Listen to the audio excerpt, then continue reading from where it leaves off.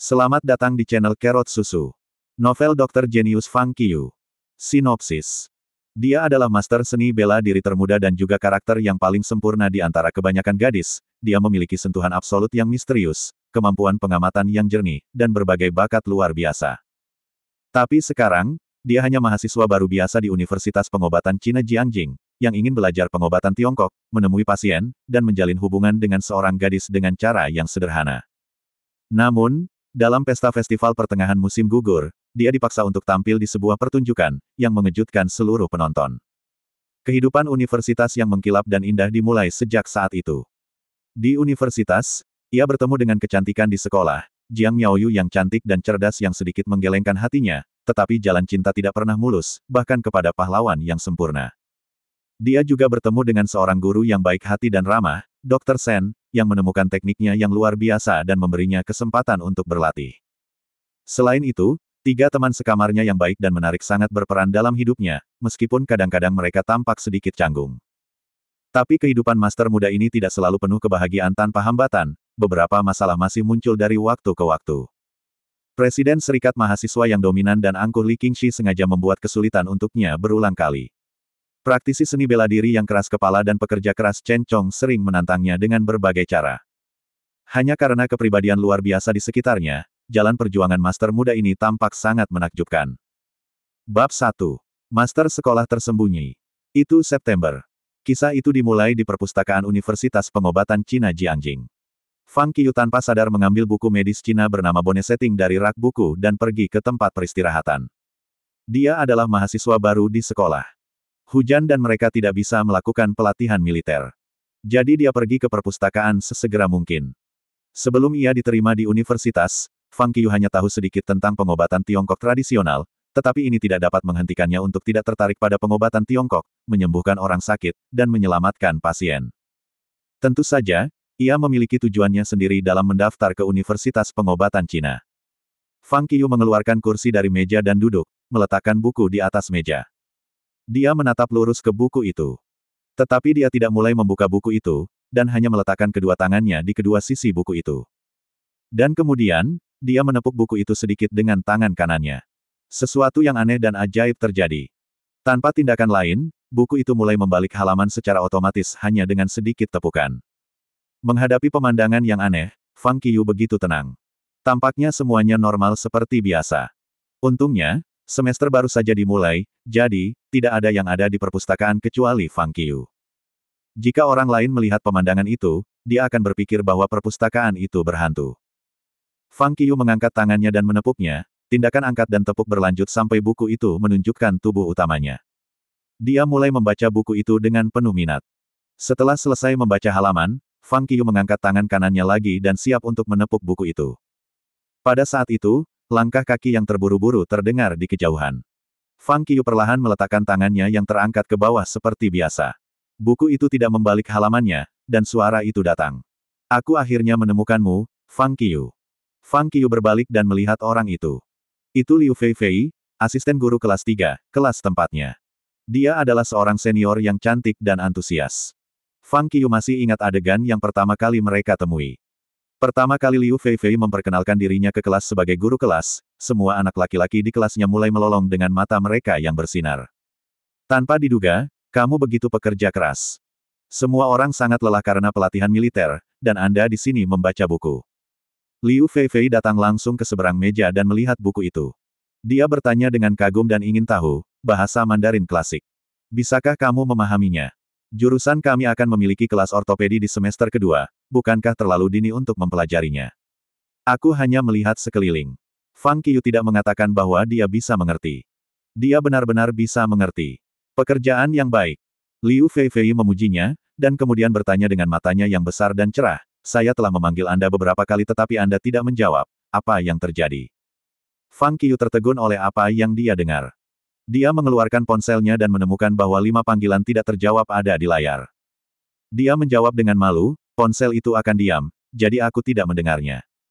Liu Feifei mengangguk lega, sepertinya Fang Qiyu tidak sengaja melakukannya. Itu adalah pertama kalinya dia mengambil pekerjaan itu sebagai guru kelas, jadi dia memiliki banyak harapan pada anak laki-laki dan perempuan yang baru saja mendaftar. Dia tidak ingin melihat siapapun di kelas yang tidak mendengarkannya. Aku memanggilmu karena sekolah kami sementara waktu memutuskan untuk mengadakan pesta terbuka pertengahan musim gugur untuk siswa baru besok malam di taman bermain, dan setiap kelas siswa baru diminta untuk tampil. Saya datang ke sini untuk meminta Anda melakukan program. Semua orang di kelas kami harus melakukan dan tidak ada yang bisa melarikan diri. Saya akan memilih satu dari program Anda. Setelah penjelasan, Liu Feifei bertanya, apa spesialisasi Anda? Spesialisasi. Fang Qiu berpikir sejenak dan menjawab, aku bisa memainkan seruling, apakah ini spesial? Liu Feifei kagum dan dia bertanya dengan tergesa-gesa, seberapa baik kamu memainkan seruling? Dan apa tingkat nasional Anda? Begitulah. Saya belum mengikuti ujian. Setelah membandingkan levelnya dengan master lamanya, Fang Qiu dengan cepat memberikan dirinya evaluasi terkait. Liu Feifei sedikit kecewa. Dia berpikir bahwa akan ada program luar biasa lain di kelasnya, tetapi dia tidak berharap bahwa level itu biasa saja. Bisakah aku mendengarkan lagu Anda? Pada saat ini, dia memutuskan bahwa jika itu rata-rata seperti yang dikatakan pria itu, dia tidak perlu melaporkannya ke sekolah. Fang Qiu berkata dengan sedikit malu, seharusnya ya, tapi seruling ada di asrama sekarang. Dan dia menunjuk ke buku itu. Jelas sekali bahwa dia ingin membaca buku daripada kembali ke asrama. Liu Feifei ini membuat Fang Qiu tertutupi oleh bulu angsa. Waktu terbatas. Saya harus melaporkan program ke sekolah siang ini. Bisakah Anda memperhatikan saya kali ini? Melihat senyum cantik itu dan mendengarkan kata-katanya yang memohon, Fang Qiu merasa sangat malu. Itu terlalu banyak baginya. Tidak cocok baginya untuk menolak senior. Tapi dia akan menghabiskan 40 menit untuk kembali ke asrama dan kembali ke perpustakaan jika dia tidak menolak. Dia tidak ingin membuang waktu terlalu banyak. Selain itu, ia adalah mahasiswa baru, oleh karena itu, ia tidak memiliki kartu perpustakaan untuk mengeluarkan buku-buku itu, yang berarti ia harus membacanya di perpustakaan. Dia ragu-ragu untuk sementara waktu dan berkata, biarkan aku bermain seruling tangan untukmu, oke. Dari sini, Anda dapat melihat level saya memainkan seruling. Tapi kita ada di perpustakaan sekarang. Seruling tangan. Apa itu? Liu Feifei bingung, minatnya meningkat. Fang Qiu menjelaskan dengan sabar, seruling tangan membutuhkan kedua tanganmu untuk bekerja sebagai resonator, itu mudah. Mendengar prosedurnya mudah, Liu Feifei tidak begitu tertarik. Tapi setelah melihat seberapa keras Fang Qiu bekerja, dia akan menyesal mengganggunya, jadi dia harus setuju dengan Fang Qiu. Hanya bermain. Tidak ada orang lain di sini yang terganggu. Saya akan mendengarkan Anda dengan semua waktu saya. Fang Qiu senang karena tidak kembali ke asrama, dia meletakkan ponselnya. Di bawah tatapan senior yang cantik, tangannya langsung dilipat menjadi bentuk lengkungan, meninggalkan telapak tangan kosong, dan lubang kecil terungkap di antara ibu jari. Dia membuat mulutnya dekat ibu jarinya. Dadanya bergetar. Udara keluar dari mulutnya. Melodi yang menghantui terdengar segera di perpustakaan. Ini. Mata Liu Feifei melebar dalam sekejap. Dia terkejut dan tidak bisa membantu tetapi berkata, apakah ini lagu porselen biru dan putih dari Jay Chou? Adegan berikutnya mengejutkannya secara langsung. Fang Qiu bahkan mengangguk sambil bermain, yang tidak mempengaruhi penampilannya sama sekali. Liu Feifei memandang Fang Qiu dengan linglung. Dia mengira seruling dan peluit tangan hampir sama, tetapi dia tidak pernah membayangkan bahwa itu begitu ajaib, melodi itu sepertinya berasal dari surga. Itu luar biasa. Dia tidak pernah berpikir bahwa ada anak lelaki luar biasa yang bersembunyi di kelasnya. Liu Feifei langsung membenamkan dirinya dalam melodi yang indah, tanpa waktu untuk memikirkannya. Dia sepertinya merasa dirinya berkeliaran di pemandangan kuno di selatan sungai Yangtze, memegang payung kertas minyak berwarna merah muda, berdiri di jembatan batu, melihat kembali ke masa lalu, melihat kelahiran porselen biru dan putih yang indah, dan menyaksikan kisah cinta yang indah. Langit sedang menunggu hujan, dan aku menunggumu. Asap mengepul, dari 1000 mil jauhnya. Kadang-kadang dia tampak menjadi pengamat dan terkadang pahlawan dari kisah cinta yang sedih. Seperti kesedihan, seperti hilang. Semua perasaan itu melayang di benaknya. Sangat cantik. Dan sangat sedih. Melodi itu terus membawanya berkeliaran di tengah hujan yang berkabut. Dia menikmati kesenangan tanpa henti. Ketika lagu itu selesai, Fang Qiu meletakkan tangannya dan melihat secara mengejutkan pada senior cantik yang masih terbenam dalam melodi. Tanpa gangguan, ia terus membaca buku itu. Semenit kemudian, wanita cantik itu datang pada dirinya sendiri, meraih tangannya dan berkata dengan mata berbinar, itu luar biasa. Fang Qiu, kamu sangat baik. Itu keren. Aku sudah mendengar lagu porselen biru dan putih selama puluhan kali, Tapi ini pertama kalinya aku merasakannya begitu menghantui hingga aku tenggelam di dalamnya. Siapa yang bisa membayangkan bahwa Anda bisa memainkan suara surga hanya dengan sepasang tangan sederhana? Kau terlalu memuji, senior. Fang Qiu menarik tangannya dengan tergesa-gesa dan berkata dengan malu-malu. Dia benar-benar tidak merasa nyaman dengan levelnya. Jangan overpricing. Liu Feifei secara langsung membantah evaluasi diri Fang Qiu, dan kemudian menatapnya dengan ekspresi kesal. Kamu orang biasa. Aku hampir ditipu olehmu. Sekarang, sebagai guru kelas, saya secara resmi memberitahu Anda bahwa program Anda telah lulus. Anda tidak perlu seruling, mainkan saja dengan tangan Anda. Dia tersenyum penuh semangat, sekarang kami memiliki 2 program, mereka akan luar biasa. 2 program. Fang Qiu bertanya dengan bingung, yang lain adalah penampilan Wushu Chen Chong.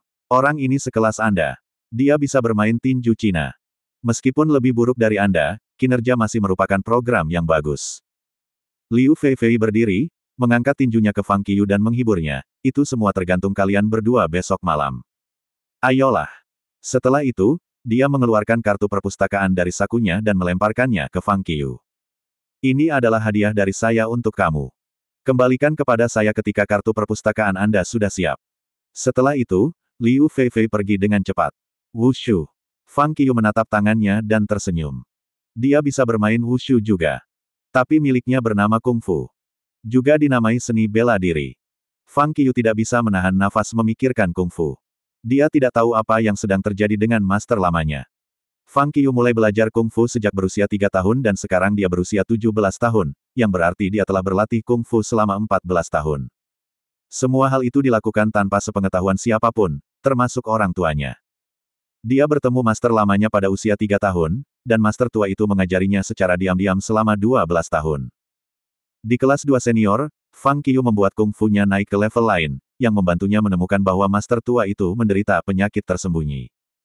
Dan pada saat itu dia menyadari bahwa untuk mengajarnya, master tua telah menekan penyakitnya dengan kultivasi yang kuat, dan tidak mengobati penyakitnya.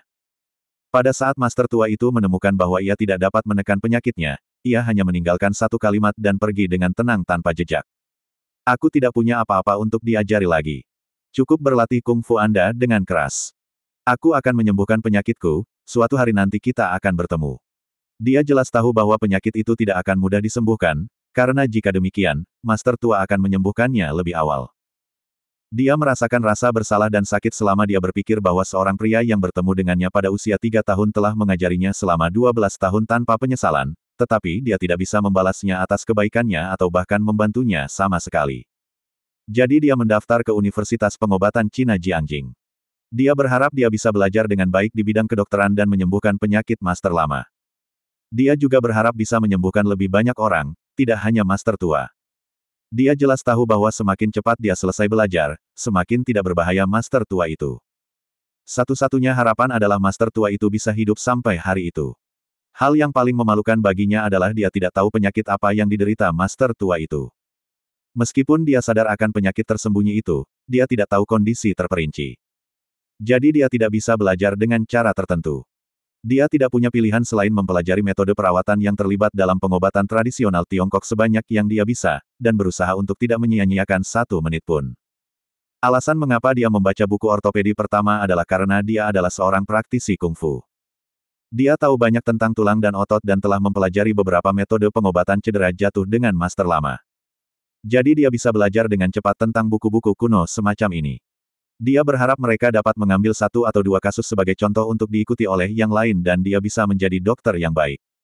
Semoga semuanya baik-baik saja dengan master tua. Fang Qiu menghela nafas dengan emosi di dalam hatinya.